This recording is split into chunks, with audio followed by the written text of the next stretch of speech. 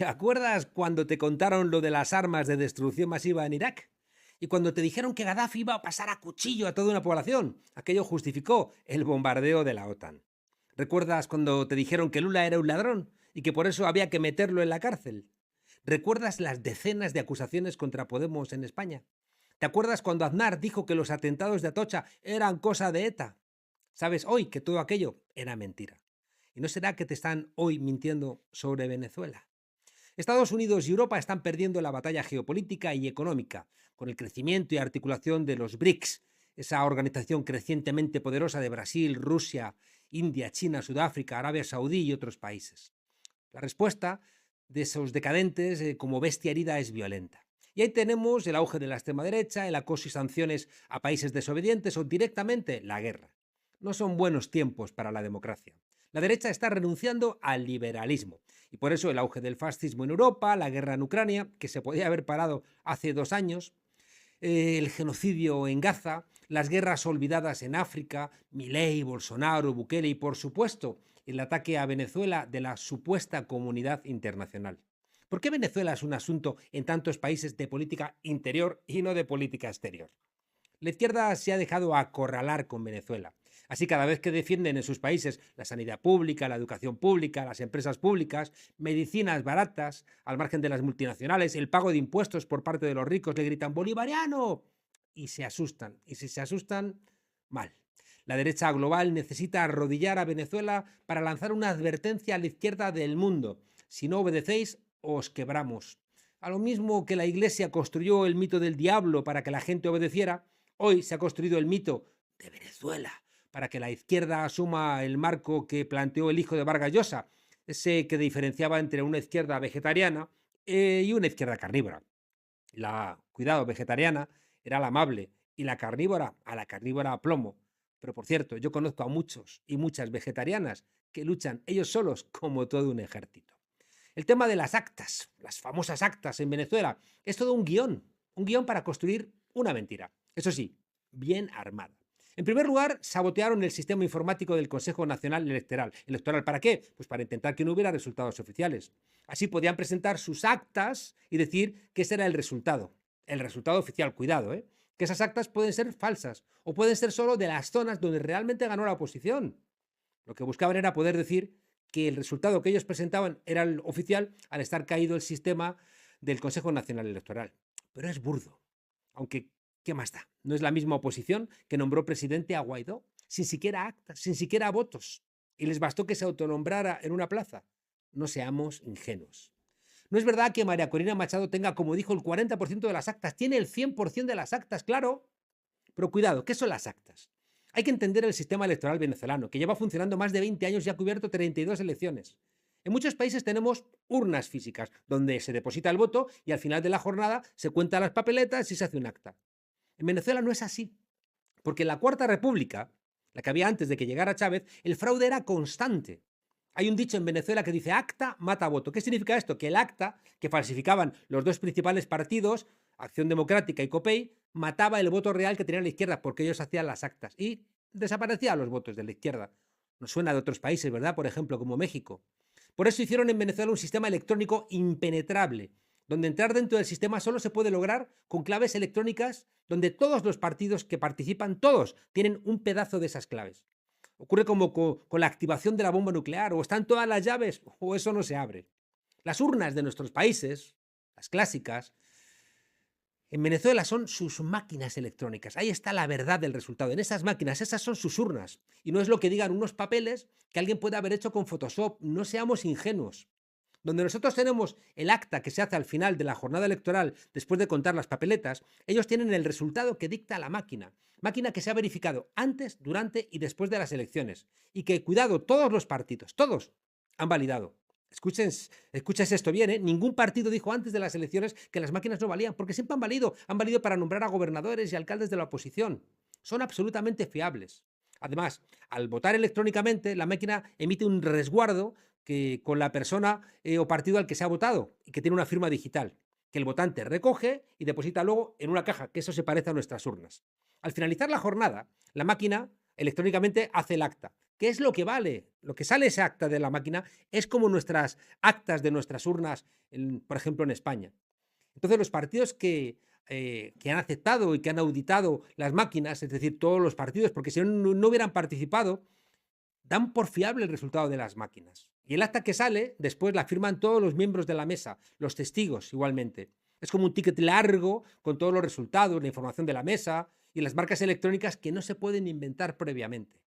Todos los miembros de la mesa, todos, y los testigos, los de Edmundo González, los del PSUV, los de todos los partidos de la oposición, reciben su copia. Y además de que la máquina ha mandado el resultado al CNE, el presidente de la mesa mandará también al CNE el acta firmada de lo que llaman el sobre 1. Por si fuera poco, aleatoriamente se abren las cajas con los resguardos del 55% de las mesas y se cuentan los papeles. Recordemos que esos resguardos no son los votos. Los votos son los que se dan válidos, los que dicta la máquina. Y se hace otra acta que una vez más firman todos los miembros de la mesa y meten en ese sobre 1. ¿Qué significa todo esto? Pues que todos los partidos no tienen el 40% de las actas, como mintió María Corina Machado, tienen el 100% de las actas, tanto de los votos de las máquinas como los del 55% del recuento de los papelitos. La oposición ha hecho trampas, además porque ha enseñado actas, no sé si estarían falsificadas o no, muchas veces han falsificado aquí en Venezuela, por ejemplo, las firmas para los procesos electorales. Es muy sencillo con Photoshop, pero cuidado, es que han presentado las actas de los sitios en donde han ganado y los sitios donde no han ganado, porque ese sería el sueño de todos los partidos, que solo se contabilizaran los votos donde ganan. Por entonces no sería una democracia.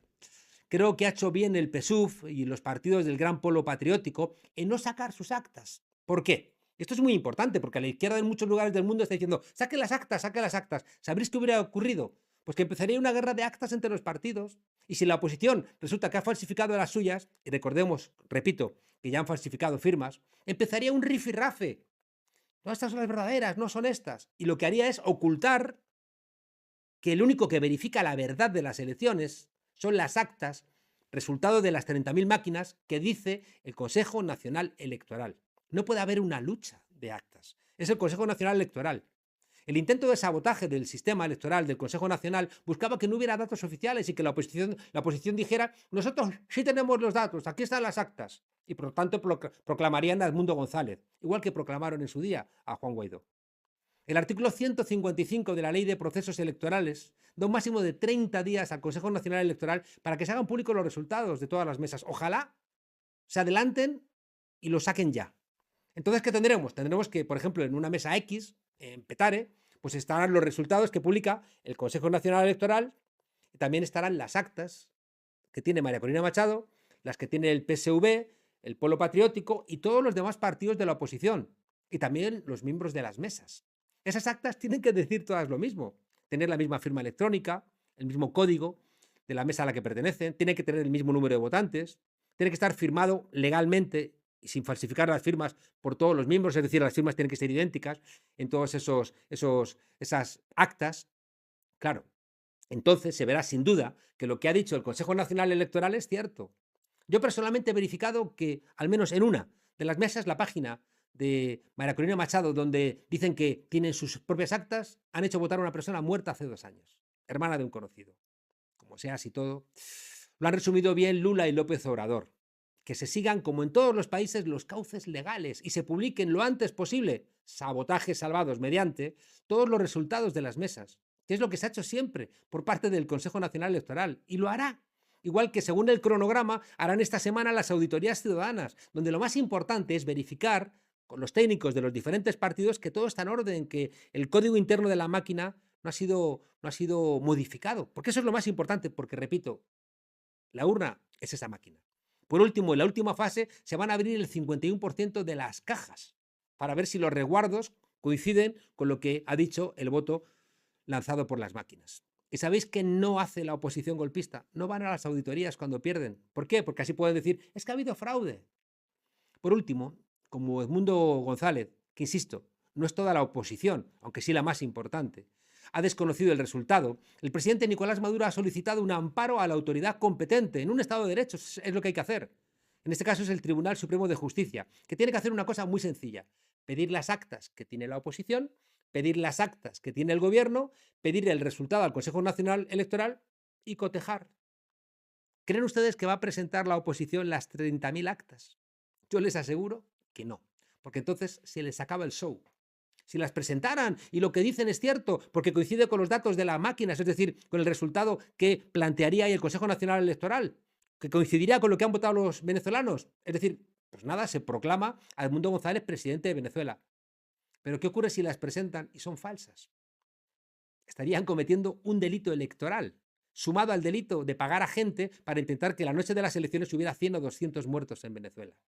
Ha sido la inteligencia del presidente Nicolás Maduro al decirle al ejército, a la policía y al chavismo que no hicieran nada, que se estuvieran quietos, y les estaban golpeando. Han estado matando a gente, quemando escuelas, hospitales, autobuses, y les han dicho no respondáis, no respondáis. Porque lo que necesitaba la oposición era que no funcionara el Consejo Nacional Electoral y que hubiera muertos en las calles. En las dos ha fallado. Le queda a la oposición la ingenuidad de algunos que les creen y también la maldad de los que quieren desconocer el resultado con su bombardeo mediático. La OEA es la que validó el golpe en Bolivia contra Evo Morales. No tiene ninguna credibilidad, se lo ha recordado López Obrador. Y el Centro Carter, desgraciadamente, sin Jimmy Carter, ha perdido toda su credibilidad y ojalá dedicara sus esfuerzos a observar las elecciones en Estados Unidos.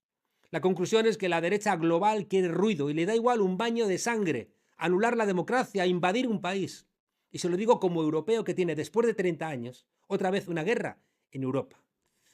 Estamos viendo a los jueces en Europa comportarse como los jueces del fascismo. Y estamos viendo también una creciente violencia alentada por los políticos de la extrema derecha. Y déjenme darles un consejo a todos los demócratas del mundo. Lo que pretenden hacer en Venezuela, si les sale bien, es lo que van a hacer en todos los países del continente. Así que por interés propio, no crean las mentiras de estos mentirosos profesionales que solo buscan confundirnos. Nuestra condición de demócratas se mide en los momentos de desafío y hoy estamos viviendo uno de esos momentos de desafío. No dejéis que os derroten.